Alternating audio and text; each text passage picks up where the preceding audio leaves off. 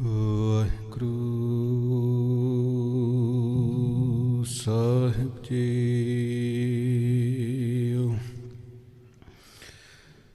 ਇੱਕ ਓੰਕਾਰ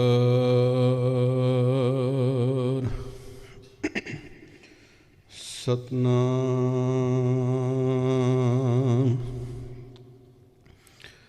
ਕਰਤਾ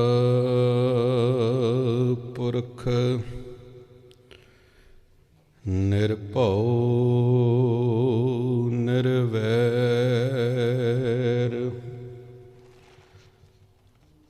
ਅਕਾਲ ਮੂਰਤ ਅਜੂਨੀ ਸੈਭੰ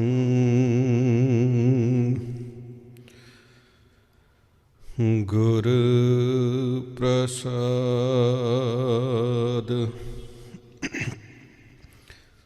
ਡੰਡੌਤ ਬੰਦਨ ਅਨੇਕ ਬਾਰ ਸਰਬ ਕਲਾ ਸਮਰਥ ਡੋਲਨ ਤੇ ਰਾਖੋ ਪ੍ਰਭੂ ਨਾਨਕ ਦੇ ਕਰ ਹੱਥ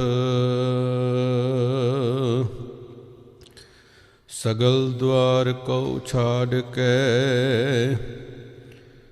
ਗਇਓ ਤੁਹਾਰੋ ਦੁਆਰ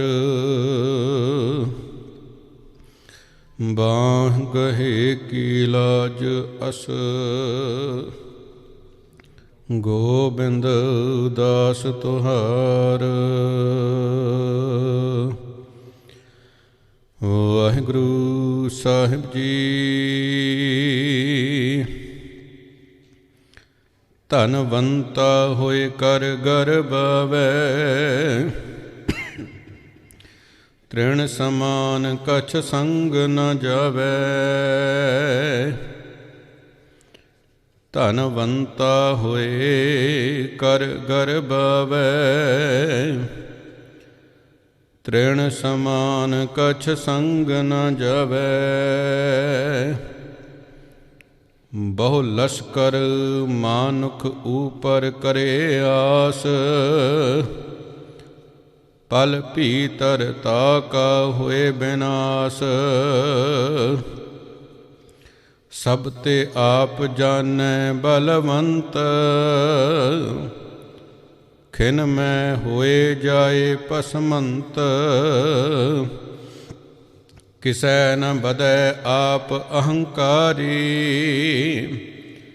ਧਰਮ ਰਾਏ ਤਿਸ ਕਰੇ ਖੁਆਰੀ ਗੁਰ ਪ੍ਰਸਾਦ ਜਾ ਕਾ ਮਿਟੈ ਅਭਿਮਾਨ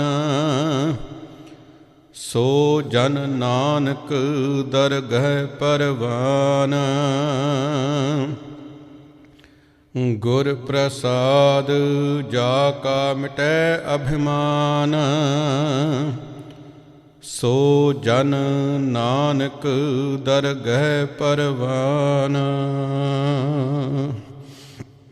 ਵਾਹਿਗੁਰੂ ਜੀ ਕਾ ਖਾਲਸਾ ਵਾਹਿਗੁਰੂ ਜੀ ਕੀ ਫਤਿਹ।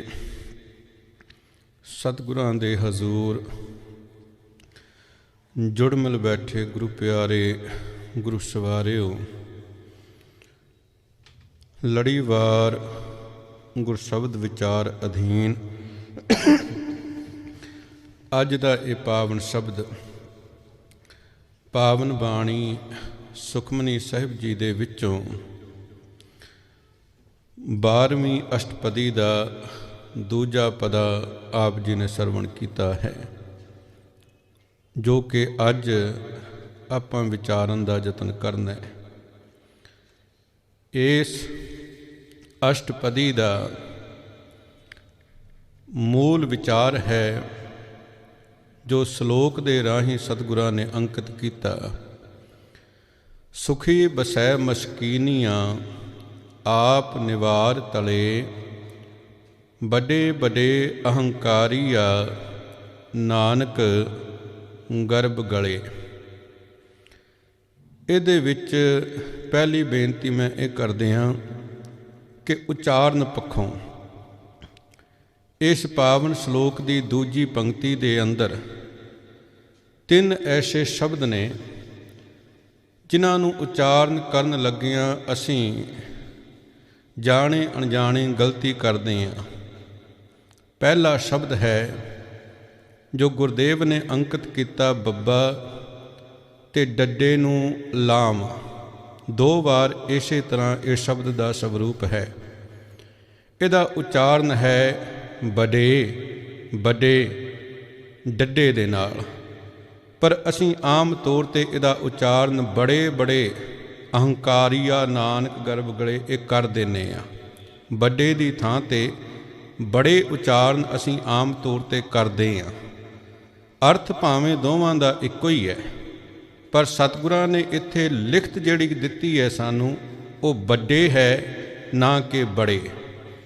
ਦੂਜਾ ਸ਼ਬਦ ਅਹੰਕਾਰੀਆ, ਅਸੀਂ ਇਹਦਾ ਉਚਾਰਨ ਵੀ ਆਮ ਤੌਰ 'ਤੇ ਹੰਕਾਰੀਆਂ ਕਰਦੇ ਹਾਂ, ਐੜਾ ਛੱਡ ਦਿੰਦੇ ਹਾਂ, ਪਰ ਸਤਿਗੁਰਾਂ ਨੇ ਇੱਥੇ ਅਗੇਤਰ ਐੜਾ ਲਗਾਇਆ। ਗੁਰਬਾਣੀ ਜਾਂ ਕਹਿ ਲਈਏ ਪੰਜਾਬੀ ਦੀ ਜਾਂ ਭਾਸ਼ਾ ਦੀ ਜਿਹੜੀ ਵਿਆਕਰਨ ਹੈ ਨਾ, ਉਹ 2 ਤਰੀਕੇ ਦੇ ਸ਼ਬਦਾਂ ਦਾ ਸਾਨੂੰ ਬੋਧ ਕਰਾਉਂਦੀ ਹੈ ਕਿ ਤਦ ਭਵ ਤੇ ਤਤਸਮ ਸ਼ਬਦ, ਉਹ ਵੰਡ ਹੈ ਸ਼ਬਦਾਂ ਦੀ। ਜਦੋਂ ਕਿਸੇ ਦੂਜੀ ਭਾਸ਼ਾ ਦੇ ਵਿੱਚੋਂ ਸ਼ਬਦ ਕਿਸੇ ਹੋਰ ਭਾਸ਼ਾ ਦੇ ਵਿੱਚ, ਮੂਲ ਭਾਸ਼ਾ ਦੇ ਵਿੱਚੋਂ ਕਿਸੇ ਦੂਜੀ ਭਾਸ਼ਾ ਦੇ ਵਿੱਚ ਸ਼ਬਦ ਜਾਂਦੇ ਨੇ, ਤਾਂ ਕਈ ਸ਼ਬਦ ਐਸੇ ਹੁੰਦੇ ਨੇ ਜਿਹੜੇ ਉਹਦਾ ਮੂਲ ਰੂਪ ਉਸੇ ਤਰ੍ਹਾਂ ਬਣਾਈ ਰੱਖਦੇ ਨੇ। ਕਹਿਣ ਦਾ ਭਾਵ ਜਿਵੇਂ ਮਾਸਟਰ ਸ਼ਬਦ ਇੰਗਲਿਸ਼ ਦਾ ਹੈ, ਪਰ ਪੰਜਾਬੀ ਵਿੱਚ ਆ ਗਿਆ, ਆਪਾਂ ਉਹਨੂੰ ਉਸੇ ਤਰ੍ਹਾਂ ਵਰਤਦੇ ਹਾਂ, ਉਹਦਾ ਕੋਈ ਰੂਪ ਨਹੀਂ ਬਦਲਿਆ। ਅੰਗਰੇਜ਼ੀ ਵਿੱਚ ਵੀ ਮਾਸਟਰ ਹੈ, ਪੰਜਾਬੀ ਵਿੱਚ ਵੀ ਮਾਸਟਰ ਹੈ। ਸਕੂਲ ਅੰਗਰੇਜ਼ੀ ਦਾ ਸ਼ਬਦ ਹੈ, ਪੰਜਾਬੀ ਦੇ ਵਿੱਚ ਵੀ ਸਕੂਲ ਹੈ, ਆਪਾਂ ਉਹਦੇ ਵਿੱਚ ਕੋਈ ਤਬਦੀਲੀ ਨਹੀਂ ਕੀਤੀ। ਪਰ ਕਈ ਸ਼ਬਦ ਐਸੇ ਨੇ ਜਿਹੜੇ ਦੂਜੀ ਭਾਸ਼ਾ ਦੇ ਵਿੱਚੋਂ ਆਉਂਦੇ ਨੇ, ਪਰ ਆਪਣੀ ਭਾਸ਼ਾ ਵਿੱਚ ਆ ਕੇ ਉਹਨੂੰ ਥੋੜ੍ਹਾ ਜਿਹਾ ਬਦਲ ਲਿਆ ਜਾਂਦਾ ਹੈ ਆਪਣੀ ਭਾਸ਼ਾ ਦੇ ਅਨੁਕੂਲ ਕਰਨ ਦੇ ਲਈ। ਜਿਵੇਂ ਕਿ ਅਲੈਗਜ਼ੈਂਡਰ ਅਸਲ ਨਾਮ ਹੈ, ਪਰ ਪੰਜਾਬੀ ਦੇ ਵਿੱਚ ਆਉਂਦਿਆਂ ਆਉਂਦਿਆਂ ਉਹਦਾ ਨਾਮ ਸਿਕੰਦਰ ਬਣ ਗਿਆ। ਇਸੇ ਤਰ੍ਹਾਂ ਜਿਵੇਂ ਸਿੰਧੂ ਹੈ, ਸਿੰਧੂ ਘਾਟੀ ਦੀ ਸੱਭਿਅਤਾ, ਉਸ ਤੋਂ ਇੱਧਰ ਸਿੰਧੂ, ਪਰ ਜਦੋਂ ਮੁਗਲਿਆ ਹਕੂਮਤ ਆਏ ਇੱਧਰੋਂ ਪੂਰਬ ਤੋਂ, ਮਾਫ ਕਰਨਾ ਪੱਛਮ ਦੇ ਵਾਲੇ ਪਾਸਿਓਂ, ਜਿਹੜੇ ਲੁਟੇਰੇ ਧਾੜਵੀ ਇਤਿਆਦਿਕ ਇੱਧਰ ਆਏ, ਉਹਨਾਂ ਨੇ ਆਪਣੀ ਭਾਸ਼ਾ ਦੇ ਵਿੱਚ ਇਹਨੂੰ ਉਚਾਰਨ ਕਰਨ ਦਾ ਯਤਨ ਕੀਤਾ। ਉਹਨਾਂ ਕੋਲੋਂ ਸਿੰਧੂ ਨਹੀਂ ਸੀ ਕਿਹਾ ਜਾਂਦਾ, ਉਹਨਾਂ ਨੇ ਇਹਨੂੰ ਹਿੰਦੂ ਕਹਿਣਾ ਸ਼ੁਰੂ ਕਰ ਦਿੱਤਾ। ਇਹ ਭਾਸ਼ਾ ਦੇ ਵਿੱਚ ਜਦੋਂ ਦੂਜੀ ਭਾਸ਼ਾ ਦੇ ਵਿੱਚੋਂ ਕੋਈ ਸ਼ਬਦ ਆਪਣੀ ਭਾਸ਼ਾ ਵਿੱਚ ਆਉਂਦਾ, ਕਈ ਵਾਰੀ ਉਹ ਚੇਂਜ ਹੋ ਜਾਂਦਾ ਹੈ। ਉਸੇ ਤਰ੍ਹਾਂ ਆਪਾਂ ਲਫ਼ਜ਼ ਵਰਤਦੇ ਹਾਂ ਹੰਕਾਰ, ਇਹ ਤਤਪਵ ਰੂਪ ਹੈ, ਭਾਵ ਨਹੀਂ ਬਦਲਦਾ, ਸ਼ਬਦ ਦਾ ਅਰਥ ਨਹੀਂ ਬਦਲਦਾ, ਪਰ ਉਹਦਾ ਸਵਰੂਪ ਬਦਲ ਜਾਂਦਾ। ਅਸਲ ਵਿੱਚ ਸੰਸਕ੍ਰਿਤ ਦਾ ਸ਼ਬਦ ਹੈ ਅਹੰਕਾਰ, ਤੇ ਪੰਜਾਬੀ ਵਿੱਚ ਜਦੋਂ ਆਇਆ ਉਹ ਬਣ ਗਿਆ ਹੰਕਾਰ ਪੰਜਾਬੀ ਦੇ ਵਿੱਚ, ਪਰ ਉਹ ਤਤਪਵ ਰੂਪ ਹੈ। ਜਿਹੜਾ ਸਤਿਗੁਰਾਂ ਨੇ ਇੱਥੇ ਰੂਪ ਵਰਤਿਆ ਹੈ ਉਹ ਹੈ ਰਹਿੰਦਾ, ਉਹ ਬਦਲਦਾ ਨਹੀਂ। ਜੇਕਰ ਸੰਸਕ੍ਰਿਤ ਦੇ ਅੰਦਰ ਅਹੰਕਾਰ ਹੈ ਤਾਂ ਸਤਿਗੁਰਾਂ ਨੇ ਗੁਰਬਾਣੀ ਦੇ ਅੰਦਰ ਵੀ ਉਸ ਨੂੰ ਉਸੇ ਤਰ੍ਹਾਂ ਐੜੇ ਦੇ ਨਾਲ ਅਹੰਕਾਰ ਵਰਤਿਆ ਹੈ।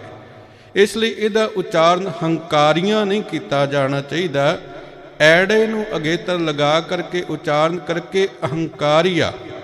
ਤੇ ਤੀਜਾ ਸ਼ਬਦ ਹੈ ਜੀ ਗਰਭ, ਇਹਨੂੰ ਆਪਾਂ ਗਰਭ ਗਲੇ ਪੜ੍ਹ ਦਿੰਦੇ ਹਾਂ ਭੱਬੇ ਦੇ ਨਾਲ, ਪਰ ਇੱਥੇ ਸਤਿਗੁਰਾਂ ਨੇ ਲਿਖਿਆ ਗੱਗਾ ਰਾਰਾ ਬੱਬੇ ਨੂੰ ਸਿਹਾਰੀ। ਉਚਾਰਨ ਦੇ ਵਿੱਚ ਤੇ ਅਰਥਾਂ ਦੇ ਵਿੱਚ ਫਰਕ ਹੈ। ਗਰਭ ਅਤੇ ਗਰਭ ਥੋੜ੍ਹਾ ਜਿਹਾ ਕੋਮਲਤਾ ਦੇ ਨਾਲ ਗਰਭ। ਜਦੋਂ ਆਪਾਂ ਗਰਭ ਪੜ੍ਹਦੇ ਹਾਂ ਤਾਂ ਗਰਭ ਦਾ ਅਰਥ ਹੈ ਉਦਰ, ਪੇਟ, ਮਾਂ ਦਾ ਗਰਭ।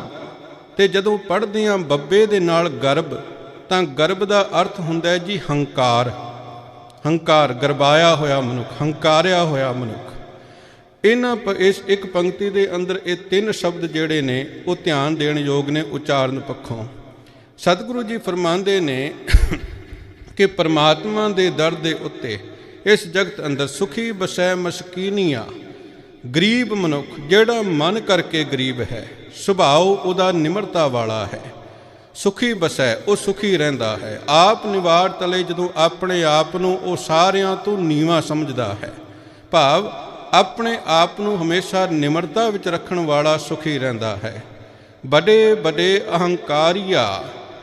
ਗੁਰਦੇਵ ਫਰਮਾਉਂਦੇ ਨੇ, ਹੈ ਨਾਨਕ, ਜਿਹੜੇ ਵੱਡੇ ਵੱਡੇ ਹੰਕਾਰੀ ਲੋਕ ਨੇ, ਨਾਨਕ ਗਰਭ ਗਲੇ, ਉਹ ਆਪਣੇ ਹੰਕਾਰ ਦੇ ਵਿੱਚ ਹੀ ਨਾਸ਼ ਹੋ ਜਾਂਦੇ ਨੇ, ਜਾਂ ਹੰਕਾਰ ਦੇ ਕਾਰਨ ਹੀ ਉਹ ਨਾਸ਼ ਹੋ ਜਾਂਦੇ ਨੇ, ਗਲ ਜਾਂਦੇ ਨੇ। ਉਹਨਾਂ ਦੇ ਸ਼ੁਭ ਗੁਣ ਜਿਹੜੇ ਨੇ ਉਹ ਵਿਅਰਥ ਚਲੇ ਜਾਂਦੇ ਨੇ।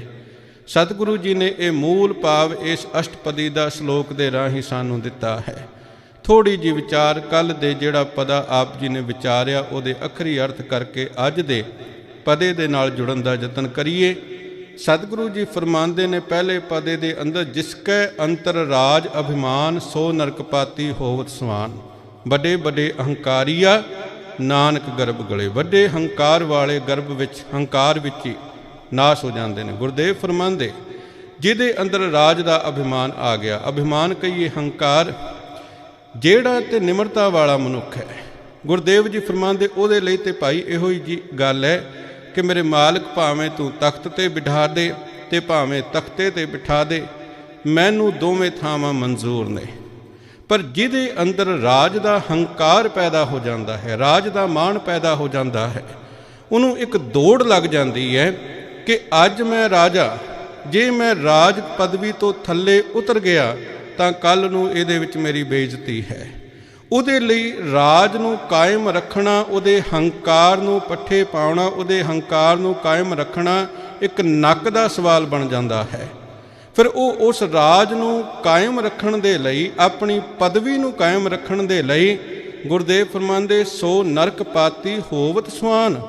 ਨਰਕਪਾਤੀ ਦਾ ਅਰਥ ਹੈ ਐਸੇ ਮਨੁੱਖ ਜਿਹੜੇ ਨਰਕ ਦੇ ਪਾਤਰ ਨੇ, ਜਿਨ੍ਹਾਂ ਦਾ ਜੀਵਨ ਇੰਨਾ ਕੁ ਨਿਗਾਰ ਵਾਲਾ ਹੈ ਕਿ ਉਹਨਾਂ ਨੂੰ ਨਰਕ ਵਿੱਚ ਹੀ ਥਾਂ ਮਿਲਣੀ ਹੈ। ਗੁਰਦੇਵ ਫਰਮਾਉਂਦੇ ਹੋਵਤ ਸਵਾਨ, ਇਹਦੇ ਅਰਥ ਇਸ ਤਰ੍ਹਾਂ ਕਿ ਇੱਕ ਤੇ ਉਹ ਕੁੱਤਾ ਨਰਕ ਦਾ ਪਾਤਰ ਬਣਦਾ ਹੈ।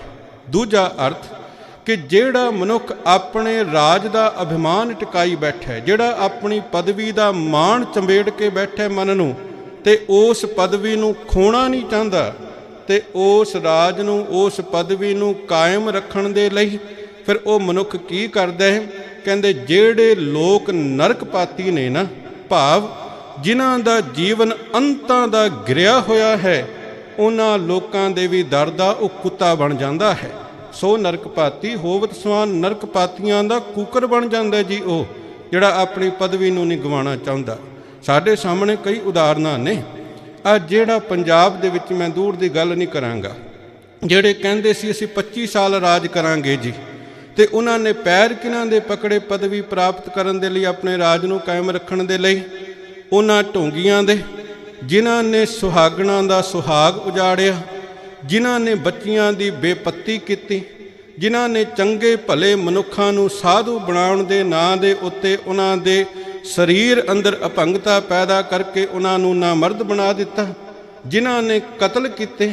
ਤੇ ਉਹ ਜੇ ਲੋਕ ਸਾਧੂ ਬਣ ਕੇ ਬੈਠੇ ਨੇ, ਤੇ ਉਹਨਾਂ ਦੇ ਦਰ ਦੇ ਉੱਤੇ ਜਾ ਕਰਕੇ ਉਹ ਹੱਥ ਜੋੜ ਕੇ ਉਹਨਾਂ ਦੇ ਪੈਰਾਂ ਵਿੱਚ ਬੈਠ ਕੇ ਵੋਟਾਂ ਦੇ ਖਾਤਰ ਉਹਨਾਂ ਦੇ ਤਰਲੇ ਲੈਂਦੇ ਨੇ। ਇਹ ਹੈ ਜੀ ਜਿਨ੍ਹਾਂ ਅੰਦਰ ਰਾਜ ਦਾ ਮਾਣ ਹੋ ਗਿਆ ਨਾ, ਕਿ ਸਾਡੇ ਹੱਥੋਂ ਰਾਜ ਚਲਾ ਨਾ ਜਾਵੇ, ਉਹ ਫਿਰ ਉਹਨਾਂ ਨਰਕਪਾਤੀਆਂ ਦੇ ਦਰ ਦੇ ਕੁੱਤੇ ਵੀ ਬਣ ਜਾਂਦੇ ਨੇ।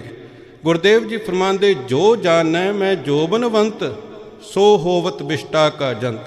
ਜਿਹੜਾ ਆਪਣੇ ਆਪ ਨੂੰ ਸੋਹਣਾ ਸੁੰਦਰ, ਆਪਣੇ ਆਪ ਨੂੰ ਜਵਾਨ ਦਿਖਾਉਣ ਦੇ ਵਿੱਚ ਹੀ ਲੱਗਾ ਰਵੇ, ਗੁਰਦੇਵ ਫਰਮਾਉਂਦੇ ਬਿਸ਼ਟਾ ਦਾ ਕੀੜਾ ਬਣ ਜਾਂਦਾ ਹੈ। ਕਿਉਂ?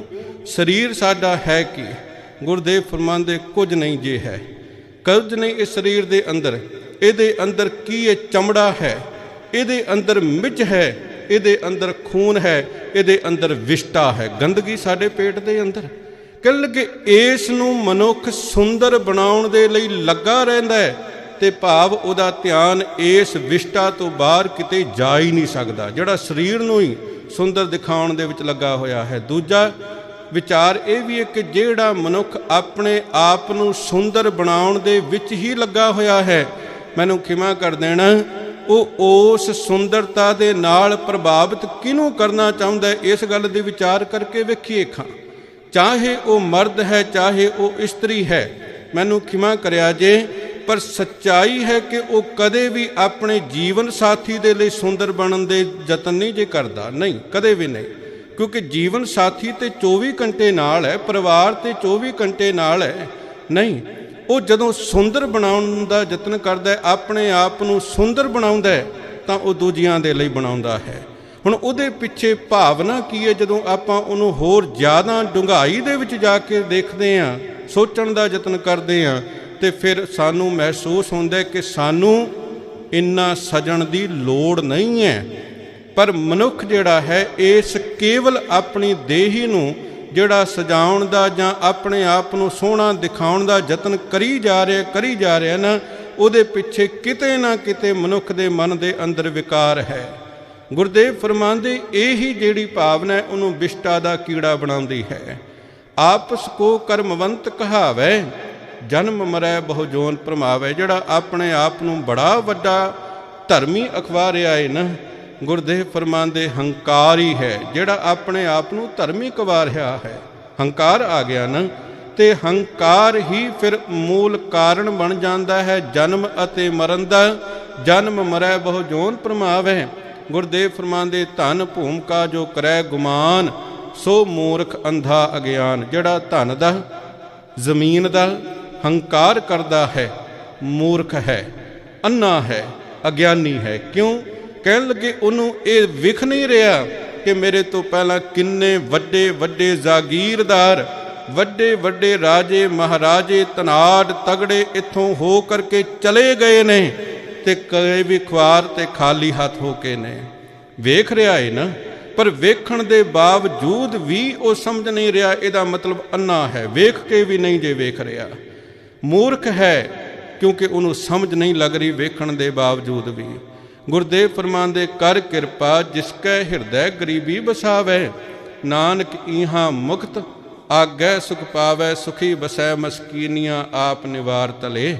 ਗੁਰਦੇਵ ਫਰਮਾਉਂਦੇ, ਪਰਮਾਤਮਾ ਕਿਰਪਾ ਕਰਕੇ ਜਿਹਦੇ ਹਿਰਦੇ ਵਿੱਚ ਗਰੀਬੀ ਨਿਮਰਤਾ ਟਿਕਾ ਦੇਵੇ ਨਾ, ਹੇ ਨਾਨਕ, ਉਹ ਇੱਥੇ ਵੀ ਸੁਖੀ ਹੋ ਜਾਂਦਾ ਹੈ ਤੇ ਪਰਮਾਤਮਾ ਦੇ ਦਰ ਤੇ ਵੀ ਸੁਖ ਪਾਉਂਦਾ ਹੈ।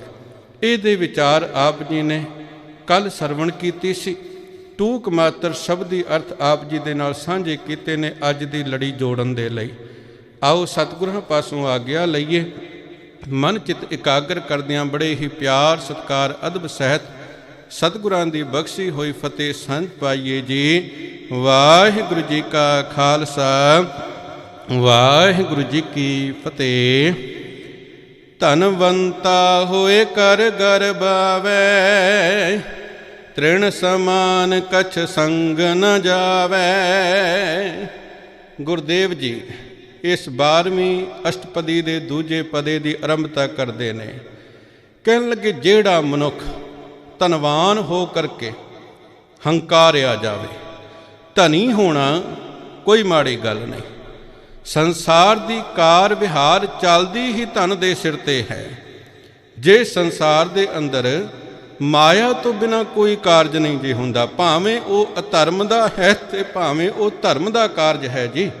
ਧਰਮ ਦਾ ਕਾਰਜ ਵੀ ਮਾਇਆ ਤੋਂ ਬਿਨਾਂ ਨਹੀਂ ਹੁੰਦਾ। ਆ ਇਮਾਰਤਾਂ ਖੜੀਆਂ ਨੇ ਕਾਹਦੇ ਸਹਾਰੇ? ਮਾਇਆ ਦੇ ਨਾਲ।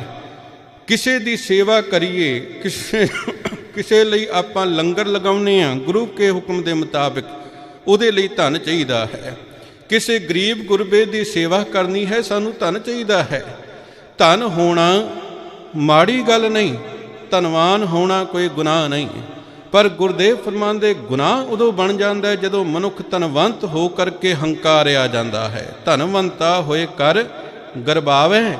ਪਰ ਗੁਰਦੇਵ ਫਰਮਾਉਂਦੇ, ਇਹ ਗਰਬਾਉਂਦਾ ਕਿਉਂ ਹੈ, ਹੰਕਾਰਦਾ ਕਿਉਂ ਹੈ? ਜਦੋਂ ਕਿ ਤ੍ਰਿਣ ਸਮਾਨ ਕਛ ਸੰਗ ਨਾ ਜਾਵੈ। ਇੱਥੇ ਤੇ ਇੱਕ ਘਾਹ ਮਾਤਰ ਵੀ ਕਿਸੇ ਮਨੁੱਖ ਦੇ ਨਾਲ ਅੱਗੇ ਨਹੀਂ ਜੇ ਜਾਂਦਾ, ਫਿਰ ਹੰਕਾਰ ਕਿਸ ਗੱਲ ਦਾ? ਮਨੁੱਖ 1000 ਜੋੜ ਲਵੇ, ਲੱਖ ਜੋੜ ਲਵੇ, ਕਰੋੜ ਜੋੜ ਲਵੇ, ਅਰਬਾਂ ਖਰਬਾਂ ਜੋੜ ਲਵੇ, ਮਨੁੱਖ ਖਾਏਗਾ ਕਿੰਨਾ ਕੁ? ਮੈਂ ਕਹਿੰਦਾ, ਅੱਜ ਇੱਕ ਦਿਹਾੜੀਦਾਰ ਮਨੁੱਖ ਨੇ ਸਾਰਾ ਦਿਨ ਦਿਹਾੜੀ ਕੀਤੀ ਤੇ ਉਹਨੇ ਕਿਸੇ ਨੇ 100, ਕਿਸੇ ਨੇ 200, ਕਿਸੇ ਨੇ 400, 500 ਕਮਾ ਲਿਆ ਹੋਵੇਗਾ। ਕੋਈ ਐਸਾ ਦੁਕਾਨਦਾਰ ਹੈ ਜਿਹੜਾ ਇੱਕ ਦਿਹਾੜੀ ਦੇ ਵਿੱਚ ਹਜ਼ਾਰਾਂ ਦੀ ਇਨਕਮ ਕਰ ਲਏਗਾ। ਕੋਈ ਵੱਡਾ ਬਿਜ਼ਨਸਮੈਨ ਹੈ, ਉਹਦੀ ਇੱਕ ਦਿਨ ਦੀ ਕਮਾਈ ਲੱਖਾਂ ਦੇ ਵਿੱਚ ਹੈ। ਜਦੋਂ ਹੋਰ ਉੱਚੇ ਦਾਇਰੇ ਦੇ ਉੱਤੇ ਚਲੇ ਜਾਈਏ ਤਾਂ ਉਹਦੀ ਇੱਕ ਦਿਨ ਦੀ ਇਨਕਮ ਜਿਹੜੀ ਹੈ ਕਰੋੜਾਂ ਵਿੱਚ ਵੀ ਹੋਵੇਗੀ।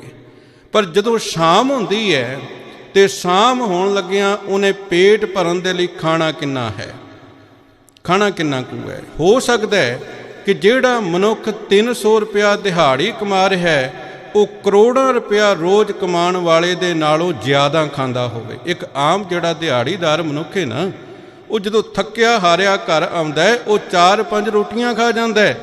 ਪਰ ਜਿਹੜਾ ਕਰੋੜਾਂ ਰੁਪਇਆ ਡੇਲੀ ਦਾ ਕਮਾਉਣ ਵਾਲਾ ਹੈ, ਉਹ ਸ਼ਾਮ ਨੂੰ ਇੱਕ ਰੋਟੀ ਖਾ ਕੇ ਥੋੜ੍ਹਾ ਜਿਹਾ ਸੂਪ ਵਗੈਰਾ ਪੀ ਕੇ ਤੇ ਨਾਲ ਗੋਲੀ ਖਾ ਲਏਗਾ, ਉਹ ਵੀ ਨਹੀਂ ਪਚਦੀ ਉਹਨੂੰ। ਤੇ ਫਿਰ ਹੰਕਾਰ ਕਿਸ ਗੱਲ ਦਾ? ਜਦੋਂ ਪੇਟ ਤੇ ਭਰਨਾ ਕੇਵਲ 2 ਕੁ ਰੋਟੀਆਂ ਨੇ, ਉਹ ਕਰੋੜਾਂ ਦਾ ਪੈਸਾ ਕੋਈ ਮਾਇਨਾ ਨਹੀਂ ਰੱਖਦਾ ਤੁਹਾਡੇ ਪੇਟ ਨੂੰ ਭਰਨ ਦੇ ਲਈ। ਗੁਰਦੇਵ ਫਰਮਾਨ ਲੱਗੇ, ਫਿਰ ਧਨਵਾਨ ਹੋ ਕਰਕੇ ਗਰਬ ਕਿਸ ਗੱਲ ਦਾ, ਹੰਕਾਰ ਕਿਸ ਗੱਲ ਦਾ, ਜਦੋਂ ਕਿ ਇੱਕ ਤ੍ਰਿਣ ਮਾਤਰ ਵੀ ਤੇਰੇ ਕੰਮ ਨਹੀਂ ਜੇ ਆਉਣਾ, ਨਾਲ ਨਹੀਂ ਜੇ ਜਾਣਾ। ਗੁਰਦੇਵ ਜੀ ਨੇ ਬਚਨ ਕੀਤਾ, ਮਾਈ ਮਾਇਆ ਛਲ ਤ੍ਰਿਣ ਕੀ ਅਗਨ ਮੇਘ ਕੀ ਛਾਇਆ, ਗੋਬਿੰਦ ਭਜਨ ਬਿਨ ਹੜਕਾ ਜਲ। ਮਾਇਆ ਤੇ ਛਲਾਵਾ ਹੈ। ਕਿਸ ਤਰ੍ਹਾਂ ਦਾ ਛਲਾਵਾ? ਆਖਣ ਲੱਗੇ ਜਿਵੇਂ ਕਿ ਇੱਕ ਬੱਦਲਾਂ ਦੀ ਛਾਂ ਹੈ ਸੰਘਣੀ ਪਰ ਸਦਾ ਰਹੇਗੀ ਨਹੀਂ। ਇੱਕ ਹਵਾ ਦਾ ਬੁੱਲਾ ਆਇਆ ਤੇ ਉਡਾ ਕੇ ਲੈ ਜਾਏਗਾ।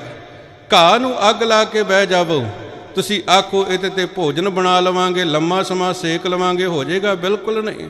ਘਾਹ ਨੂੰ ਅੱਗ ਲੱਗੀ, ਮਿੰਟਾਂ ਸਕਿੰਟਾਂ ਦੇ ਵਿੱਚ ਘਾਹ ਸੜ ਕੇ ਖਤਮ ਤੇ ਅੱਗ ਵੀ ਬੁਝ ਜਾਂਦੀ ਹੈ। ਹੜ੍ਹ ਦਾ ਪਾਣੀ ਆਉਂਦਾ ਹੈ, ਪਿਆਸਾ ਮਨੁੱਖ ਆਖੇ ਕਿ ਹੜ੍ਹ ਦੇ ਪਾਣੀ ਦੇ ਨਾਲ ਮੈਂ ਪਿਆਸ ਬੁਝਾ ਲਵਾਂਗਾ। ਕੋਈ ਆਖੇ ਮੇਰੀ ਖੇਤੀ ਸਿੰਜੀ ਜਾਏਗੀ ਹੜ੍ਹ ਦੇ ਪਾਣੀ ਦੇ ਨਾਲ, ਬਿਲਕੁਲ ਨਹੀਂ। ਹੜ੍ਹ ਦਾ ਪਾਣੀ ਬਰਬਾਦੀ ਤੇ ਕਰ ਸਕਦਾ, ਆਬਾਦੀ ਨਹੀਂ ਜੇ ਕਰਦਾ। ਗੁਰਦੇਵ ਫਰਮਾਉਂਦੇ ਬਸ ਮਾਇਆ ਵੀ ਇਸੇ ਤਰ੍ਹਾਂ ਦਾ ਛਲਾਵਾ ਹੈ। ਹੰਕਾਰ ਕਿਸ ਗੱਲ ਦਾ? ਭਗਤ ਕਬੀਰ ਜੀ ਫਰਮਾਉਂਦੇ ਨੇ, ਕਾਹੇ ਨਰ ਗਰਬਸ ਥੋਰੀ ਬਾਤ, ਮਨ ਦਸ ਨਾਜ ਟਕਾ 4 ਗਾਂਠੀ, ਐਂਡੋ ਟੇਡੋ ਜਾਤ। ਆਖਣ ਲੱਗੇ, ਭਲਿਆ ਕਿਸ ਗੱਲ ਦਾ ਹੰਕਾਰ ਕਰਦਾ? ਤੇਰੇ ਘਰ ਦੇ ਵਿੱਚ 10 ਕੁ ਮਣ ਅਨਾਜ ਪੈ ਗਿਆ, ਇਸ ਗੱਲ ਦਾ? 4 ਟਕੇ ਤੇਰੀ ਜੇਬ ਦੇ ਵਿੱਚ ਨੇ, ਇਸ ਗੱਲ ਦਾ ਹੰਕਾਰ ਕਰਦਾ ਹੈ? ਐਂਡੋ ਟੇਡੋ ਜਾਤ ਭਾਵ ਕਿ ਬੜੀ ਮਸਤੀ ਦੀ ਚਾਲ ਚੱਲਦਾ ਹੈ ਤੂੰ, ਹੰਕਾਰੀ ਚਾਲ। ਭਗਤ ਕਬੀਰ ਜੀ ਅੱਗੇ ਬਚਨ ਕਰਦੇ ਨੇ, ਬਹੁਤ ਪ੍ਰਤਾਪ ਗਾਉ ਸੋ ਪਾਏ, 2 ਲੱਖ ਟਕਾ ਬਰਾਤ, ਨਾ ਕੋ ਲੈ ਆਇਓ ਇਹ ਤਨ, ਨਾ ਕੋ ਲੈ ਜਾਤ। ਆਖਣ ਲੱਗੇ ਠੀਕ ਹੈ, ਤੇਰਾ ਬਹੁਤ ਪ੍ਰਤਾਪ ਹੋਵੇਗਾ, ਬੜੇ ਪਿੰਡਾਂ ਦੇ ਵਿੱਚ ਤੇਰੀ ਚੌਧਰ ਚੱਲਦੀ ਹੋਵੇਗੀ।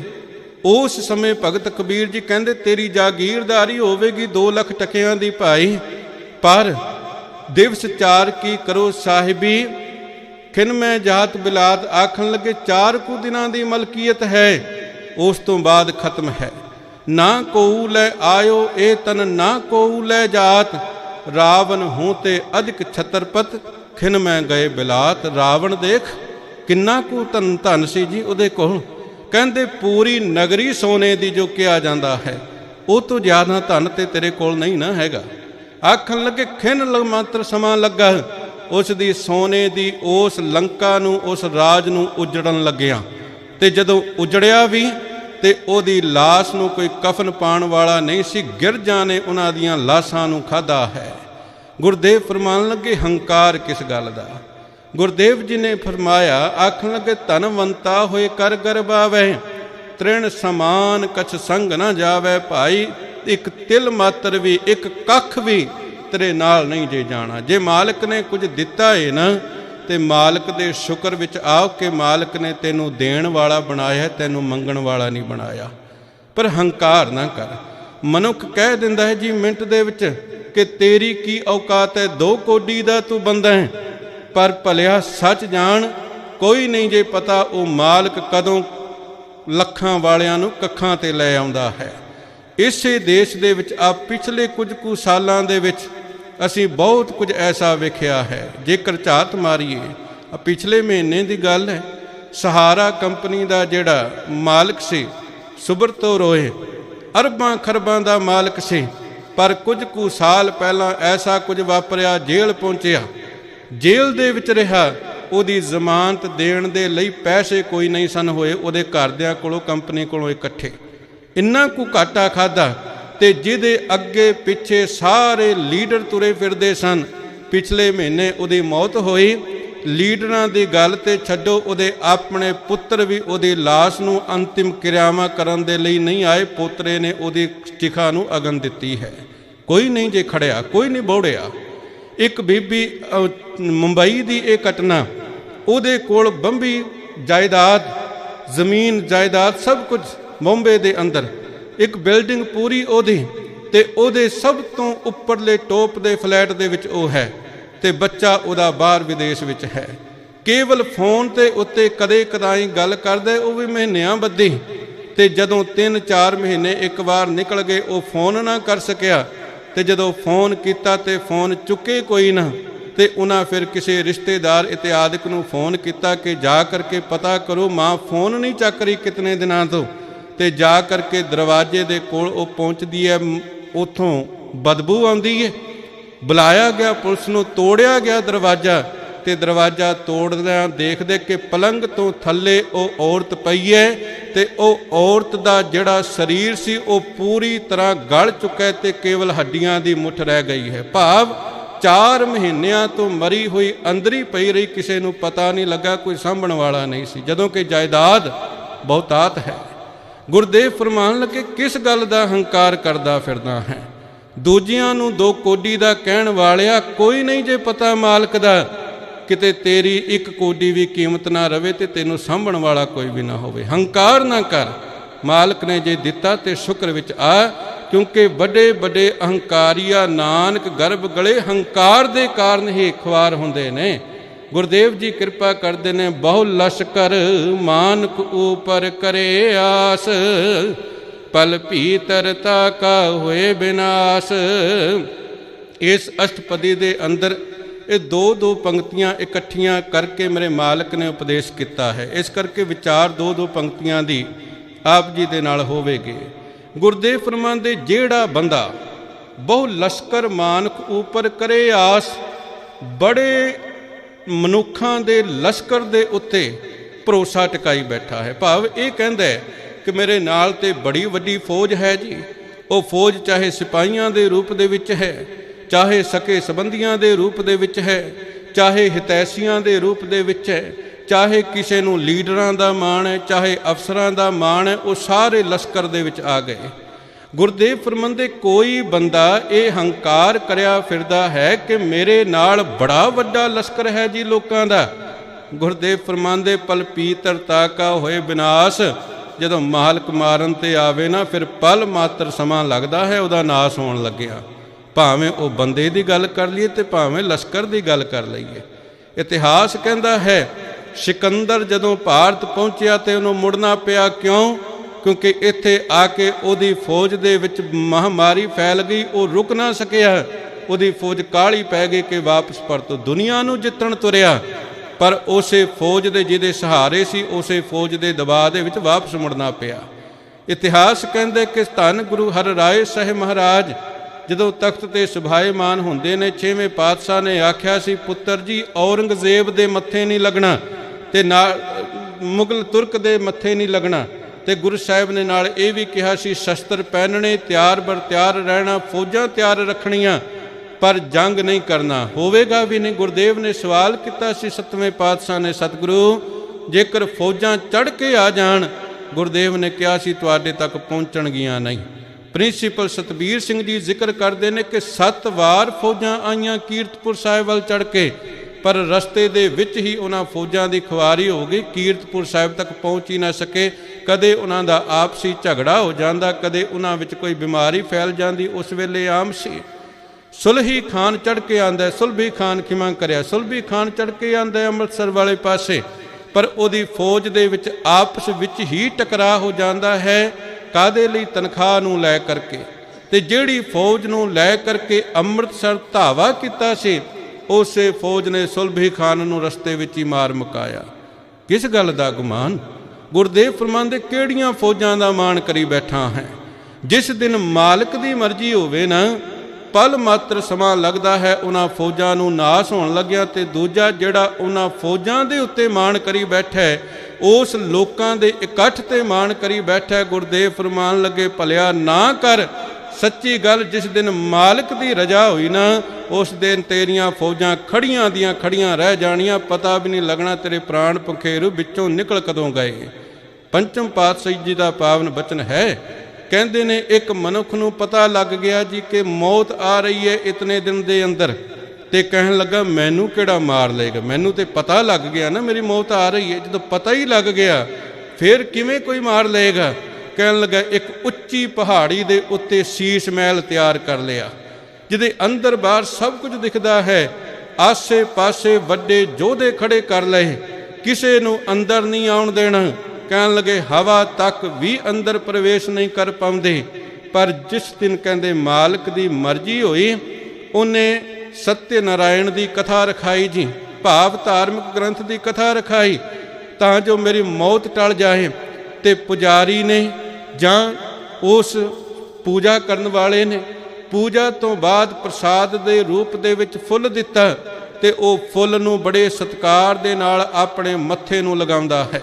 ਕਦੇ ਉਸ ਫੁੱਲ ਦੇ ਵਿੱਚੋਂ ਇੱਕ ਐਸਾ ਜ਼ਹਿਰੀਲਾ ਕੀੜਾ ਨਿਕਲਿਆ ਜਿਹਨੇ ਉਹਦੇ ਮੱਥੇ ਤੇ ਡੰਗ ਮਾਰਿਆ ਤੇ ਉੱਥੇ ਹੀ ਢਹਿ ਢੇਰੀ ਹੋ ਗਿਆ। ਨਾ ਉਹ ਯੋਧੇ ਕੰਮ ਆਏ, ਨਾ ਉੱਚੀ ਟੀਬੀ ਕੰਮ ਆਏ, ਤੇ ਨਾ ਉਹ ਸੀਸ ਮਹਿਲ ਕੰਮ ਆਇਆ। ਗੁਰਦੇਵ ਬਚਨ ਕਰਦੇ ਨੇ ਬਹੁ ਜਤਨ ਕਰਤਾ ਬਲਵੰਤ ਕਾਰੀ, ਸੇਵੰਤ ਸੂਰਾ ਚਤੁਰਦਸ਼ੈ, ਬਿਖਮ ਥਾਨ ਬਸੰਤ ਊਚ ਹੈ, ਨਹਿ ਸਿਮਰੰਤ ਮਰਣੰ ਕਦੰਚ ਹੈ। ਪਰ ਗੁਰਦੇਵ ਫਰਮਾਉਂਦੇ ਹੋਵੰਤ ਆਗਿਆ ਭਗਵਾਨ ਪੁਰਖ ਹੈ, ਨਾਨਕ ਕੀਟੀ ਸਾਂਸ ਅਕਰਖ ਤੇ।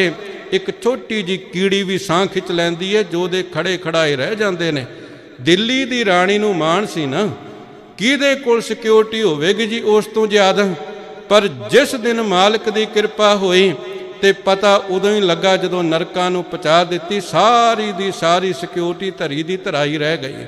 ਪੰਜਾਬ ਦੀ ਧਰਤੀ ਦੇ ਉੱਤੇ ਸਭ ਤੋਂ ਸੁਰੱਖਿਅਤ ਥਾਂ ਦੇ ਉੱਤੇ ਪੰਜਾਬ ਦਾ ਰਾਜਾ ਅਖਵਾਉਣ ਵਾਲਾ, ਪਰ ਜਿਸ ਦਿਨ ਮਾਲਕ ਨੇ ਉਹਨੂੰ ਦਿੱਤੇ ਦਾ ਫਲ ਦੇਣਾ ਚਾਹਿਆ, ਉਸ ਦਿਨ ਪਤਾ ਉਦੋਂ ਹੀ ਲੱਗਾ ਜਦੋਂ ਚਿਥੜੇ ਚਿਥੜੇ ਹੋ ਕੇ ਉੱਡ ਗਿਆ ਤੇ ਸਰੀਰ ਪੂਰਾ ਲੱਭਾ ਵੀ ਕੋਈ ਨਾ ਕਿ ਸੰਸਕਾਰ ਹੀ ਕਰ ਸਕੀਏ। ਗੁਰਦੇਵ ਫਰਮਾਨ ਕਿ ਕਾਹਦਾ ਤੂੰ ਲਸ਼ਕਰਾਂ ਦੇ ਉੱਤੇ ਮਾਣ ਕਰਦਾ ਪਿਆ ਹੈ।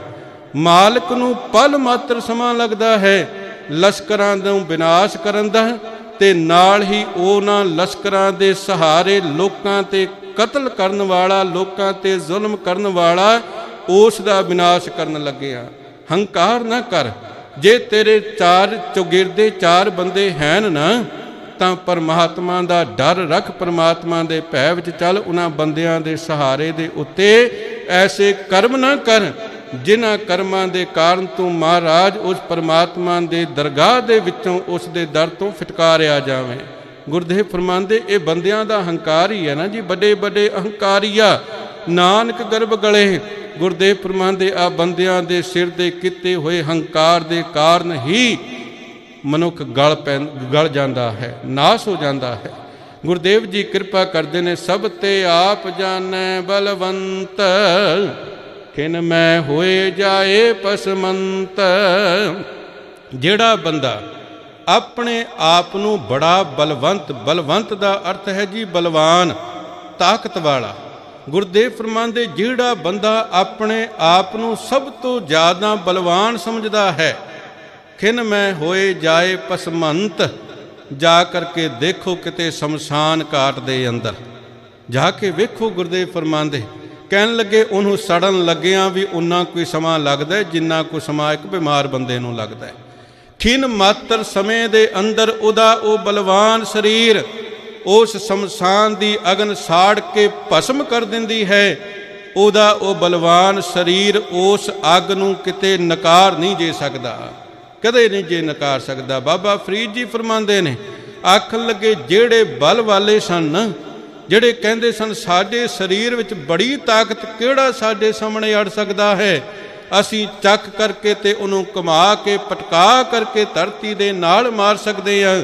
ਗੁਰਦੇਵ ਫਰਮਾਉਣ ਲੱਗੇ ਕਬਰਿਸਤਾਨ ਦੇ ਵਿੱਚ ਕਿਤੇ ਜਾ ਕੇ ਵੇਖੋ ਉਹਨਾਂ ਨੂੰ ਜਿਹੜੇ ਦੂਜਿਆਂ ਦੇ ਉੱਤੇ ਆਪਣੇ ਸਰੀਰ ਦੇ ਤਾਕਤ ਦਾ ਮਾਣ ਕਰਦੇ ਸਨ, ਅੱਜ ਉਹਨਾਂ ਵਿੱਚ ਇੰਨੀ ਵੀ ਤਾਕਤ ਕੋਈ ਨਹੀਂ ਕਿ ਇੱਕ ਪਾਸਾ ਹੀ ਬਦਲ ਸਕਣ ਆਪਣੇ ਸਰੀਰ ਦਾ। ਫਰੀਦਾ ਇੱਟ ਸਿਰਾਣੇ ਭੋਏ ਸਵਣ, ਕੀੜਾ ਲੜਿਓ ਮਾਸ। ਕਹਿਣ ਲੱਗੇ ਕਬਰ ਅੰਦਰ ਦੱਬ ਦਿੱਤਾ ਜੀ ਉਹਨਾਂ ਨੂੰ। ਕਬਰ ਦੇ ਅੰਦਰ ਜਦੋਂ ਦੱਬਿਆ ਜਾਂਦਾ ਤੇ ਉਹਨਾਂ ਨੂੰ ਵੱਖੀ ਭਾਰ ਜਿਹੜਾ ਉਹ ਪਾਇਆ ਜਾਂਦਾ ਹੈ, ਸਿੱਧੇ ਨਹੀਂ, ਵੱਖੀ ਭਾਰ ਪਾਇਆ ਜਾਂਦਾ ਹੈ। ਉਹਨਾਂ ਦੀ ਇਹ ਵਿਚਾਰ ਹੈ ਜੀ ਕਿ ਜਿਸ ਦਿਨ ਕਿਆਮਤ ਦਾ ਦਿਨ ਆਏਗਾ, ਉਸ ਦਿਨ ਖੁਦਾ ਸਾਰਿਆਂ ਨੂੰ ਕਬਰਾਂ ਵਿੱਚੋਂ ਉਠਾਏਗਾ ਤੇ ਜਿਹੜੇ ਇਸਲਾਮ ਨੂੰ ਕਬੂਲ ਕਰ ਚੁੱਕੇ ਨੇ ਹਜ਼ਰਤ ਮੁਹੰਮਦ ਸਾਹਿਬ, ਉਹਨਾਂ ਦੀ ਗਵਾਹੀ ਭਰਨਗੇ ਤੇ ਜਿਨ੍ਹਾਂ ਦੀ ਗਵਾਹੀ ਹਜ਼ਰਤ ਸਾਹਿਬ ਨਹੀਂ ਭਰਨਗੇ ਉਹ ਨਰਕ ਦੀ ਦੋਜ਼ਖ ਦੀ ਅੱਗ ਵਿੱਚ ਸੜਨਗੇ। ਉਹਨਾਂ ਦੇ ਵਿਚਾਰ ਹੈ। ਤੇ ਜਦੋਂ ਉਠਾਏਗਾ ਮਾਲਕ ਖੁਦਾ ਤਾਂ ਉਸ ਵੇਲੇ ਦੇਰ ਨਾ ਹੋ ਜਾਏ, ਛੇਤੀ ਦੇ ਨਾਲ ਉੱਠਿਆ ਜਾਵੇ। ਇਸ ਕਰਕੇ ਭਾਈ ਵੱਖੀ ਭਾਰ ਉਹਨਾਂ ਨੂੰ ਪਾਇਆ ਜਾਂਦਾ। ਜਿਵੇਂ ਬੰਦਾ ਵੱਖੀ ਭਾਰ ਪਿਆ ਹੋਵੇ ਨਾ, ਉਹ ਛੇਤੀ ਉੱਠ ਪੈਂਦਾ ਹੈ। ਜਿਹੜਾ ਸਿੱਧਾ ਪਿਆ ਹੋਵੇ ਉਹ ਥੋੜ੍ਹਾ ਦੇਰੀ ਨਾਲ ਉੱਠਦਾ ਹੈ, ਉਹਨੂੰ ਸਮਾਂ ਲੱਗਦਾ। ਇਸ ਕਰਕੇ ਜਦੋਂ ਦਫਨਾਇਆ ਜਾਂਦਾ ਤੇ ਉਹਨੂੰ ਵੱਖੀ ਭਾਰ ਪਾਇਆ ਜਾਂਦਾ ਹੈ। ਬਾਬਾ ਫਰੀਦ ਜੀ ਫਰਮਾਉਂਦੇ, ਦੱਬ ਕੇ ਚਲੇ ਗਏ ਸਾਈਂ ਤੇ ਉਸ ਕਬਰ ਦੀ ਮਿੱਟੀ ਦੇ ਅੰਦਰ ਜਦੋਂ ਕੀੜਿਆਂ ਨੇ ਉਸ ਸਰੀਰ ਦੇ ਮਾਸ ਨੂੰ ਨੋਚ ਕੇ ਖਾਣਾ ਸ਼ੁਰੂ ਕਰ ਦਿੱਤਾ ਤੇ ਜਿਹੜਾ ਕਹਿੰਦਾ ਸੀ ਮੈਂ ਬੜਾ ਬਲ ਵਾਲਾ, ਮੇਰੇ ਵਿੱਚ ਬੜੀ ਤਾਕਤ, ਕਹਿਣ ਲੱਗੇ ਉਹਦੇ ਵਿੱਚ ਅੱਜ ਇੰਨੀ ਵੀ ਤਾਕਤ ਨਹੀਂ ਕਿ ਕੀੜੀਆਂ ਨੂੰ ਆਪਣੇ ਸਰੀਰ ਤੋਂ ਝਾੜ ਸਕੇ। ਬਿਲਕੁਲ ਨਹੀਂ। ਕਹਿਣ ਲੱਗੇ ਸਦੀਆਂ ਗੁਜ਼ਰ ਗਈਆਂ, ਉਸੇ ਇੱਕੇ ਵੱਖੀ ਪਿਆ ਹੋਇਆ ਉਹ ਸਰੀਰ ਵਿੱਚ ਇੰਨੀ ਵੀ ਤਾਕਤ ਕੋਈ ਨਹੀਂ ਕਿ ਉਸ ਸਰੀਰ ਨੂੰ ਪਲਟ ਸਕੇ, ਵੱਖੀ ਤੋਂ ਆਪਣੀ ਸਾਈਡ ਬਦਲ ਸਕੇ। ਬਾਬਾ ਫਰੀਦ ਜੀ ਫਰੀਦਾ ਕਹਿੰਦੇ, ਇੱਟ ਸਿਰਾਣੇ ਭੋਏ ਸਵਣ, ਕੀੜਾ ਲੜਿਓ ਮਾਸ, ਕੇਤੜਿਆ ਜੁਗ ਵਾਪਰੇ, ਇਕਤ ਪਿਆ ਪਾਸ। ਇੱਕੋ ਹੀ ਪਾਸੇ ਪਿਆ ਹੈ। ਮੌਤ ਤੋਂ ਬਾਅਦ ਦੀ ਗੱਲ ਕੀ, ਜਿਉਂਦੇ ਜੀ ਤੱਕਿਆ ਹੈ ਜੀ, ਜਿਨ੍ਹਾਂ ਜਿਉਂਦਿਆਂ ਜੀ ਜਵਾਨੀ ਦੇ ਅੰਦਰ ਸਾਰੀ ਜ਼ਿੰਦਗੀ ਆਖਿਆ ਮੈਂ ਬੜੇ ਬਲ ਵਾਲਾ। ਉਹ ਬਲ ਚਾਹੇ ਉਹਦੇ ਸਰੀਰ ਦਾ ਸੀ, ਚਾਹੇ ਧਨ ਦਾ ਸੀ, ਚਾਹੇ ਤਨ ਦਾ ਸੀ, ਚਾਹੇ ਸਿਆਸਤ ਦਾ ਸੀ, ਤੇ ਬੜੇ ਮਾਣ ਕਰਨ ਵਾਲਾ ਉਹਨਾਂ ਨੂੰ ਮੰਜਿਆਂ ਦੇ ਉੱਤੇ ਪਿਆ ਹੋਇਆ ਰੋਂਦਿਆਂ ਵੇਖਿਆ ਹੈ। ਇੱਕ ਇੱਕ ਕਦਮ ਚੁੱਕਣ ਦੇ ਲਈ ਉਹਨੂੰ ਦੂਜਿਆਂ ਦਾ ਸਹਾਰਾ ਲੈਂਦਾ ਵੇਖਿਆ ਹੈ ਤੇ ਉਹਨਾਂ ਦੇ ਜ਼ੁਬਾਨ ਦੇ ਵਿੱਚੋਂ ਇੱਕ ਬੋਲ ਵੀ ਸਾਫ਼ ਨਹੀਂ ਜੇ ਨਿਕਲਦਾ, ਉਹਦੇ ਲਈ ਵੀ ਉਹ ਇਸ਼ਾਰਿਆਂ ਦੇ ਨਾਲ ਭਾਸ਼ਾ ਦੇ ਸਮਝਾਉਂਦੇ ਹੋਏ ਤਰਲੇ ਲੈਂਦੇ ਵੇਖੇ ਨੇ। ਗੁਰਦੇਵ ਫਰਮਾਨ ਲੱਗੇ, ਕਿਹੜੇ ਸਰੀਰ ਦਾ ਮਾਣ ਕਰਦਾ ਹੋਏ? ਇਹ ਤੇ ਇੱਕ ਖਿਣ ਮਾਤਰ ਸਮਾਂ ਲੱਗਦਾ ਹੈ ਜਦੋਂ ਇਹ ਭਸਮ ਹੋ ਕੇ ਤੇ ਇਸ ਮਿੱਟੀ ਦੇ ਵਿੱਚ ਰਲ ਜਾਂਦੀ ਹੈ। ਇੱਕ ਫਕੀਰ ਸ਼ਮਸ਼ਾਨ ਘਾਟ ਦੇ ਵਿੱਚ ਬੈਠਾ ਹੈ ਤੇ ਇੱਕ ਰਾਜਾ ਕੋਲੋਂ ਗੁਜ਼ਰਿਆ। ਉਹਨੇ ਪਿੱਠ ਵੇਖੀ, ਫਕੀਰੀ ਵੇਸ਼ ਵੇਖਿਆ ਤੇ ਉਹਦੇ ਮਨ ਅੰਦਰ ਖਿਆਲ ਆਇਆ, ਚਲੋ ਰੱਬ ਦਾ ਕੋਈ ਪਿਆਰਾ ਹੈ, ਮਿਲਦੇ ਚਲੀਏ। ਉਹ ਆ ਕੇ ਉਹਦੇ ਸਿਰਹਾਣੇ ਖੜ ਗਿਆ। ਉਹਨੇ ਨਮਸਕਾਰ ਕੀਤੇ, ਫਕੀਰ ਨੇ ਕੋਈ ਜਵਾਬ ਨਾ ਦਿੱਤਾ ਤੇ ਉਹਦੇ ਹੱਥ ਦੇ ਵਿੱਚ ਇੱਕ ਖੋਪੜੀ ਹੈ ਬੰਦੇ ਦੀ। ਤੇ ਉਹ ਰਾਜਾ ਆਖਣ ਲੱਗੇ ਫਕੀਰ ਸਾਈਂ ਤੁਹਾਨੂੰ ਦੁਆ ਸਲਾਮ ਕੀਤੀ ਹੈ। ਉਹਨੇ ਥੋੜੀ ਜੀ ਨਜ਼ਰ ਮਾਰੀ ਤੇ ਫਿਰ ਨੀਵੀਂ ਕਰ ਲਈ। ਉਹ ਖੋਪੜੀ ਨਾਲ ਕੋਈ ਗੱਲ ਕਰਦਾ ਤੇ ਰਾਜਾ ਆਖਣ ਲੱਗਿਆ ਤੈਨੂੰ ਪਤਾ ਨਹੀਂ ਮੈਂ ਕੌਣ ਹਾਂ? ਤੇ ਉਹ ਆਖਣ ਲੱਗਾ ਇਹ ਜਿਹੜੀ ਖੋਪੜੀ ਮੇਰੇ ਹੱਥ ਵਿੱਚ ਹੈ ਨਾ, ਕੁਝ ਕੁ ਦਿਨ ਪਹਿਲਾਂ ਮੈਨੂੰ ਮਿਲਿਆ ਸੀ। ਉਸ ਦਿਨ ਇਹ ਵੀ ਇਹੋ ਗੱਲ ਕਹਿੰਦਾ ਸੀ ਤੈਨੂੰ ਪਤਾ ਨਹੀਂ ਮੈਂ ਕੌਣ ਹਾਂ। ਆਖਣ ਲੱਗੇ ਉਸ ਦਿਨ ਮੈਂ ਪੁੱਛ ਨਹੀਂ ਸਕਿਆ, ਅੱਜ ਮੈਂ ਇਹਨੂੰ ਪੁੱਛਦਾ ਕਿ ਮੇਰੇ ਕੋਲ ਸਮਾਂ ਹੈ, ਅੱਜ ਮੈਨੂੰ ਦੱਸ ਤੂੰ ਕੌਣ ਹੈ, ਪਰ ਅੱਜ ਬੋਲਦਾ ਨਹੀਂ। ਮੈਂ ਅੱਜ ਪੁੱਛਦਾ ਕਿ ਦੱਸ ਤੂੰ ਕੌਣ ਹੈ, ਇਹ ਬੋਲਦਾ ਨਹੀਂ। ਤੇ ਬਸ ਦੌੜ ਕੇਵਲ ਇੰਨੀ ਕੁ ਹੈ। ਕਿਸ ਗੱਲ ਦਾ ਗੁਮਾਨ, ਕਿਸ ਗੱਲ ਦੀ ਪਹਿਚਾਣ? ਗੁਰਦੇਵ ਫਰਮਾਨ ਲੱਗੇ ਸਜਣਾ, ਆਪਣੇ ਆਪ ਨੂੰ ਬਲਵਾਨ ਸਮਝ ਕੇ ਐਵੇਂ ਦੂਜਿਆਂ ਦੇ ਉੱਤੇ ਵਡਿਆਈਆਂ ਨਾ ਕਰਦਾ ਫਿਰ, ਦੂਜਿਆਂ ਦੇ ਉੱਤੇ ਧੱਕੇ ਸ਼ਾਹੀਆਂ ਨਾ ਕਰਦਾ ਫਿਰ। ਤੇਰੀ ਇਹ ਵਡਿਆਈ ਸੜਨ ਲੱਗਿਆਂ ਬਹੁਤਾ ਸਮਾਂ ਨਹੀਂ ਜੇ ਲੱਗਣਾ, ਖਿਣ ਮਾਤਰ ਸਮੇਂ ਦੇ ਅੰਦਰ ਤੇਰੀ ਇਸ ਬਲ ਨੇ ਸੜ ਕੇ ਤੇ ਸਵਾਹ ਹੋ ਜਾਣਾ ਹੈ। ਗੁਰਦੇਵ ਜੀ ਦਾ ਪਾਵਨ ਬਚਨ ਆਪ ਜੀ ਦੇ ਨਾਲ ਇੱਕ ਹੋਰ ਸਾਂਝਾ ਕਰਦੇ ਹਾਂ। ਗੁਰਦੇਵ ਫਰਮਾਉਂਦੇ ਜਿਹਦੇ ਵਿੱਚ ਬਲ ਹੈ, ਭਾਵੇਂ ਉਹ ਧਨ ਦਾ, ਭਾਵੇਂ ਧਨ ਦਾ ਤੇ ਭਾਵੇਂ ਸੱਤਾ ਦਾ। ਗੁਰਦੇਵ ਫਰਮਾਉਂਦੇ ਜਿਸ ਸਿਕਦਾਰੀ ਤਿਸੈ ਖੁਆਰੀ, ਚਾਕਰ ਕੇਹੇ ਡਰਨਾ। ਜਦੋਂ ਮਾਲਕ ਬਣ ਕੇ ਬਹਿੰਦਾ ਹੈ ਨਾ ਤਖਤ ਦੇ ਉੱਤੇ, ਤਾਂ ਉਸ ਦੇ ਹੁਕਮ ਦੇ ਵਿੱਚ ਕਈ ਨੌਕਰ ਚਾਕਰ ਚੱਲਦੇ ਨੇ, ਪਰ ਜਦੋਂ ਤਖਤ ਤੇ ਬੈਠਾ ਹੋਇਆ ਚੰਗਾ ਕਰਮ ਕਰੇ ਮਾੜਾ ਕਰਮ ਕਰੇ, ਕਹਿਣ ਲੱਗੇ ਜਦੋਂ ਮਾੜੇ ਕਰਮ ਕਰਦਾ ਹੈ ਨਾ ਫਿਰ ਪ੍ਰਜਾ ਲੁਕਾਈ ਉਸੇ ਤਖਤ ਤੇ ਬੈਠੇ ਹੋਏ ਦੀ ਬੁਰਿਆਈ ਕਰਦੀ ਹੈ, ਉਸੇ ਨੂੰ ਬਦਦੁਆਵਾਂ ਦਿੰਦੀ ਹੈ। ਚਾਕਰ ਨੂੰ ਕੋਈ ਫਰਕ ਨਹੀਂ ਜੇ ਪੈਂਦਾ, ਕਿਉਂਕਿ ਹੁਕਮ ਦਾ ਬੱਝਾ ਹੈ ਉੱਤੇ। ਪਰ ਜਿਸ ਦਿਨ ਕਹਿੰਦੇ ਤਖਤਾ ਪਲਟ ਹੁੰਦਾ, ਜਿਸ ਸਿਕਦਾਰੀ ਤਿਸੈ ਖੁਆਰੀ, ਚਾਕਰ ਕਿਹੇ ਡਰਨਾ, ਜਾਂ ਸਿਕਦਾਰ ਹੈ ਪਵੈ ਜੰਜੀਰੀ, ਤਾਂ ਚਾਕਰ ਹੱਥੋਂ ਮਰਨਾ।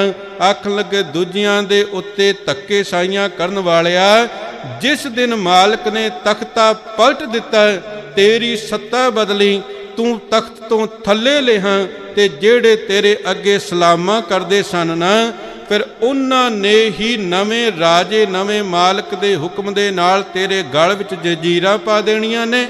ਤੇ ਫਿਰ ਜਿਸ ਦਿਨ ਤੈਨੂੰ ਮੌਤ ਦਾ ਹੁਕਮ ਤੇਰੇ ਲਈ ਜਾਰੀ ਹੋਇਆ ਫਰਮਾਨ, ਤਾਂ ਫਿਰ ਜਿਨ੍ਹਾਂ ਹੱਥਾਂ ਦੇ ਨਾਲ ਤੈਨੂੰ ਸਲਾਮਾਂ ਕਰਦੇ ਸਨ, ਉਹਨਾਂ ਹੀ ਹੱਥਾਂ ਨੇ ਤੈਨੂੰ ਤਖਤੇ ਦੇ ਉੱਤੇ ਚੜਾ ਦੇਣਾ ਹੈ। ਇਹ ਸੱਚ ਹੈ ਜੀ। ਆ ਵੇਖਦੇ ਆ ਨਾ ਆਪਾਂ, ਜਿਹਨੂੰ ਆਪਾਂ ਲੋਕਤੰਤਰ ਕਹਿੰਦੇ ਆ, ਕੁਝ ਸਾਲ ਪਹਿਲਾਂ ਹੁੰਦਾ ਸੀ ਜਾਂ ਕੁਝ ਦਿਨ ਪਹਿਲਾਂ, ਜਦੋਂ ਕੋਈ ਮੁੱਖ ਮੰਤਰੀ ਆਵਾਸ ਵਿੱਚ ਜਾਂਦਾ ਸੀ ਤੇ ਜਿਹੜੇ ਅਫਸਰ ਉਹ ਚੁੱਕ ਚੁੱਕ ਸਲਾਮਾਂ ਕਰਦੇ ਨੇ, ਤੋਹਫੇ ਲੈ ਕੇ ਜਾਂਦੇ ਨੇ, ਫੁੱਲਾਂ ਦੇ ਗੁਲਦਸਤੇ ਦਿੰਦੇ ਨੇ।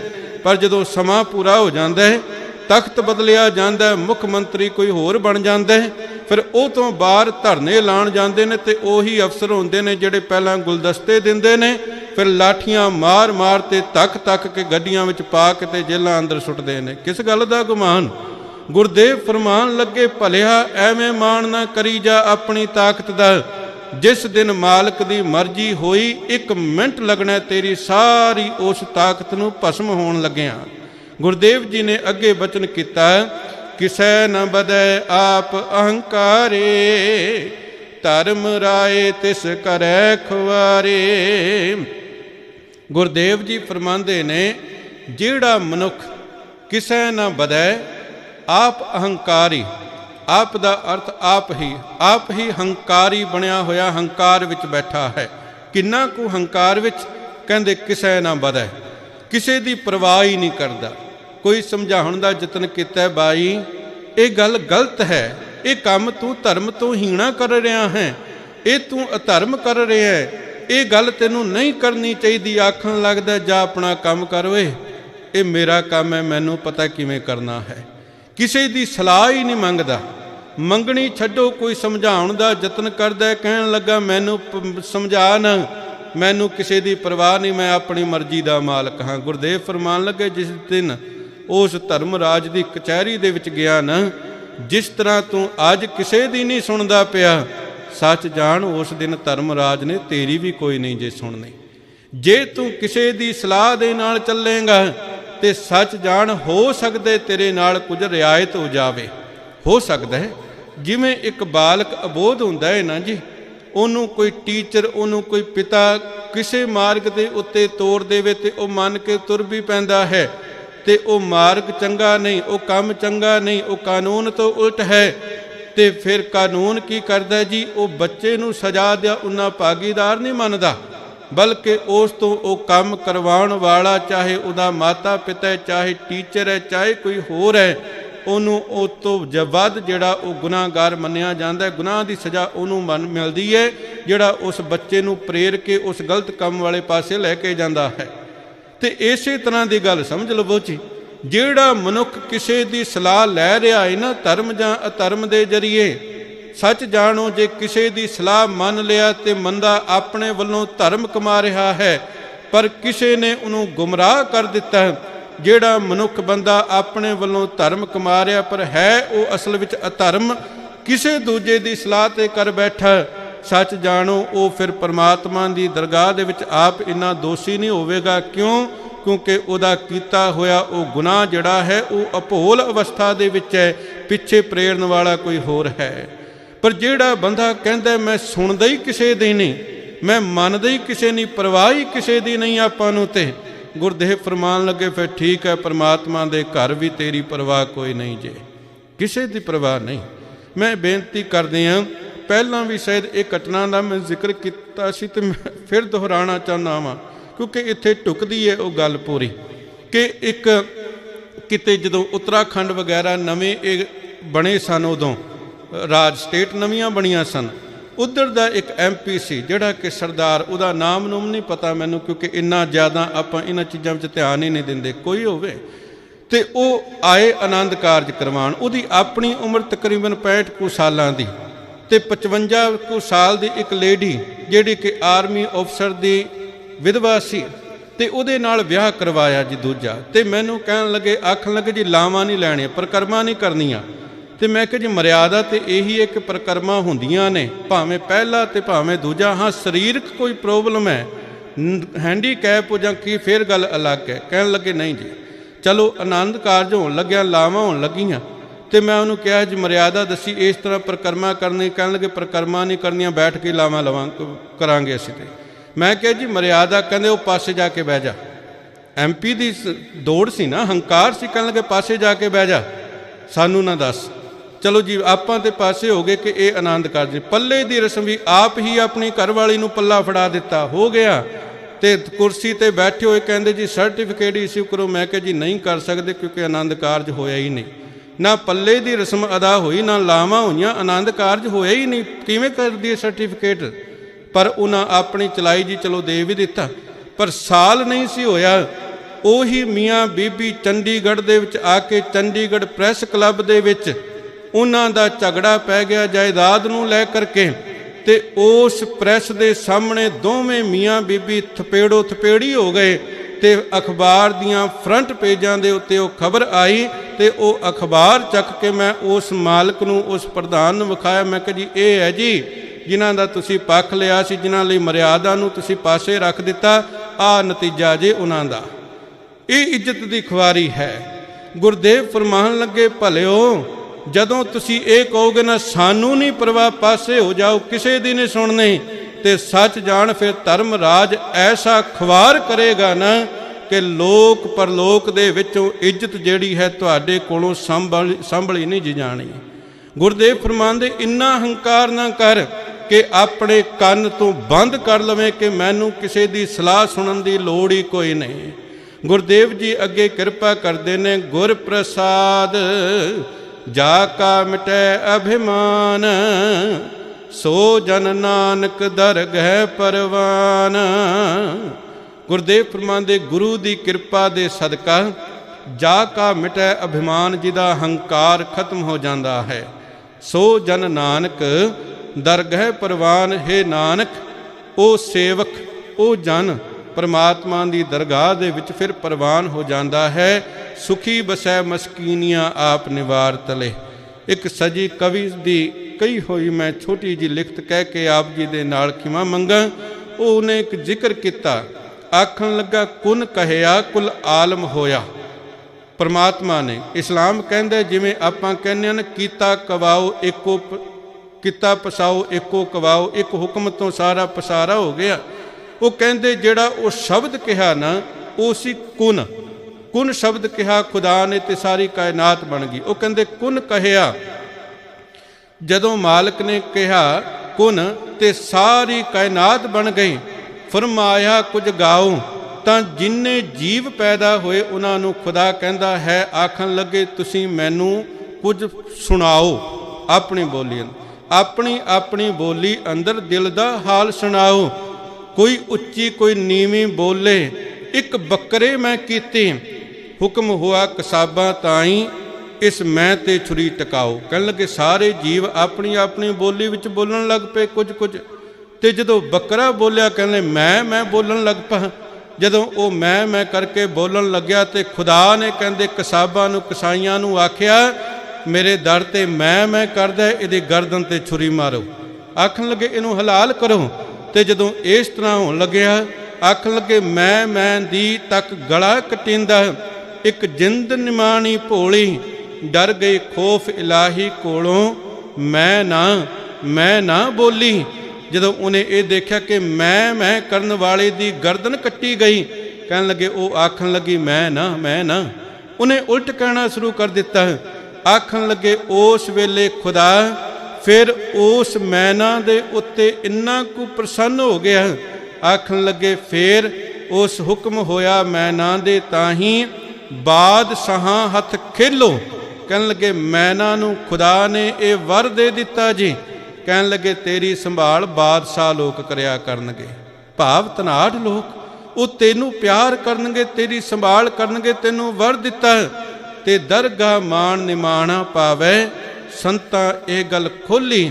ਇਹ ਸਾਰਾ ਦ੍ਰਿਸ਼ਟਾਂਤ ਦੇ ਕਰਕੇ ਉਹ ਕਵੀ ਕਹਿੰਦਾ ਕਿ ਸੰਤ ਜਨਾਂ ਨੇ, ਪ੍ਰਭੂ ਪਿਆਰਿਆਂ ਨੇ ਇਹ ਗੱਲ ਸਮਝਾਈ ਹੈ ਕਿ ਜਿਵੇਂ ਬੱਕਰਾ ਮੈਂ ਕਰਨ ਕਰਕੇ ਮੌਤ ਦੇ ਘਾਟ ਉਤਾਰਿਆ ਗਿਆ, ਪਰ ਮੈਂ ਨਾ ਕਰਨ ਵਾਲੀ ਉਹਨੂੰ ਖੁਦਾ ਦੇ ਦਰ ਤੋਂ ਅਸੀਸਾਂ ਮਿਲ ਗਈਆਂ। ਉਸੇ ਤਰ੍ਹਾਂ ਬੰਦਿਆ ਜ਼ਿੰਦਗੀ ਦੇ ਅੰਦਰ ਮੈਂ ਕਰਦਾ ਰਹੇਗਾ ਤੇ ਖੁਆਰ ਹੋਏਗਾ, ਤੇ ਜਿਸ ਦਿਨ ਮਾਲਕ ਦੇ ਦਰ ਦੇ ਉੱਤੇ ਕਹਿ ਦਿੱਤਾ ਮੇਰੇ ਮਾਲਕ ਜੀ ਮੈਂ ਕੁਝ ਨਹੀਂ, ਸਭ ਕੁਝ ਤੂੰ ਹੈ, ਉਸ ਦਿਨ ਮਾਲਕ ਦੇ ਦਰ ਦੇ ਉੱਤੋਂ ਤੇਰੇ ਲਈ ਰਹਿਮਤਾਂ ਦੇ ਭੰਡਾਰੇ ਖੁੱਲ ਜਾਣਗੇ। ਸਤਿਗੁਰੂ ਜੀ ਕਿਰਪਾ ਕਰਦੇ ਨੇ। ਗੁਰ ਪ੍ਰਸਾਦ ਜਾ ਕਾ ਮਿਟੈ ਅਭਿਮਾਨ, ਸੋ ਜਨ ਨਾਨਕ ਦਰਗਹਿ ਪਰਵਾਨ। ਇਤਨੇ ਕੁ ਬੋਲ ਆਪ ਜੀ ਨੇ ਪ੍ਰਵਾਨ ਕਰਨੇ। ਵਿਚਾਰ ਕਰਦਿਆਂ ਹੋਈਆਂ ਬੇਅੰਤ ਭੁੱਲਾਂ ਬਖਸ਼ ਦੇਣੀਆਂ ਜੀ, ਅਸੀਸ ਬਖਸ਼ੋ। ਵਾਹਿਗੁਰੂ ਜੀ ਕਾ ਖਾਲਸਾ, ਵਾਹਿਗੁਰੂ ਜੀ ਕੀ ਫਤਿਹ।